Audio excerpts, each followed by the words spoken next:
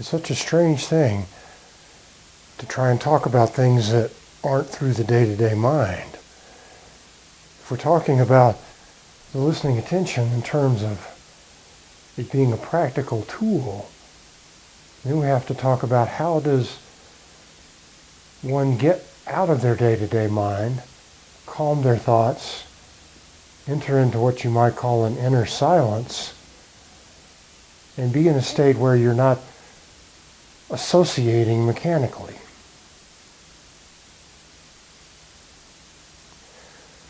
This state is very peaceful if you've done any work on yourself in the past, say in some sort of 12-step group, AA or adult children of alcoholics.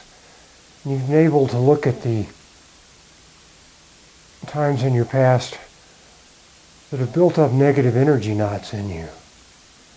It can prevent a quiet mind.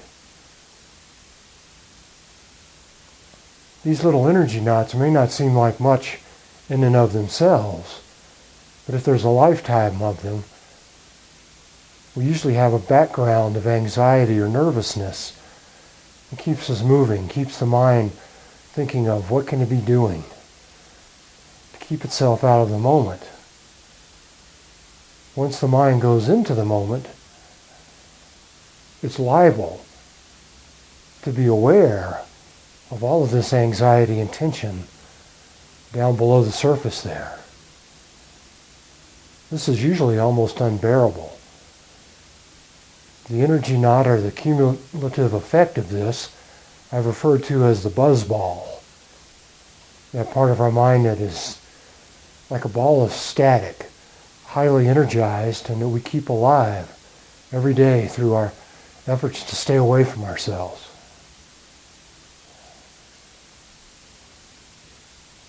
This buzzball is antagonistic to the listening attention and will stop it in any way it can.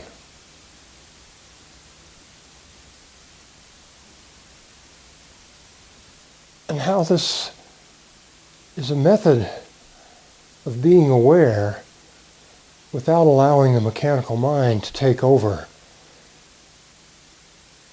and to start in with its string of associations that basically serve to keep us distracted from the moment and to lead us into a illusory past or future that the mind builds from memory. This memory, too, isn't a very stable or truthful thing. It's going to be remembered, so to speak, in terms of whatever emotional state we're in when we're remembering. The ego will always try to use these memories via the mind in order to either pump itself up into a superior position or to prevent itself from being forced into an inferior position. To get into the listening attention, which is a state where there are no associations, which might be also referred to as the self-remembering of Gurdjieff's, the patience of Roy Masters. This listening attention state does not rely on the mind directly to clarify or define every little thing that it sees according to memory. It doesn't have to rely on the memory, but rather on a pure intelligence.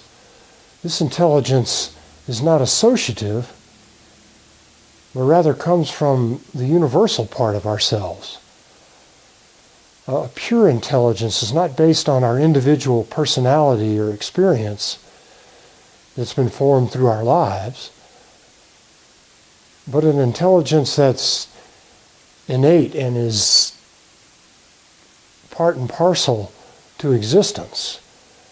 If existence springs into effect, this intelligence can be reached and counted on. We've been taught all of our lives, especially since the period of puberty, that this intelligence isn't real and shouldn't be relied upon. that what we should rely upon is rote memory learning and the opinions and statements and management of others. We've relied upon other people and society to give us our interpretation of our own perceptions. The listening attention gives us freedom because we can then connect within to our own innate intelligence and see what things are in and of themselves, and from a childlike innocence that's more pure, that isn't only governed through associations, memory, and outside sources.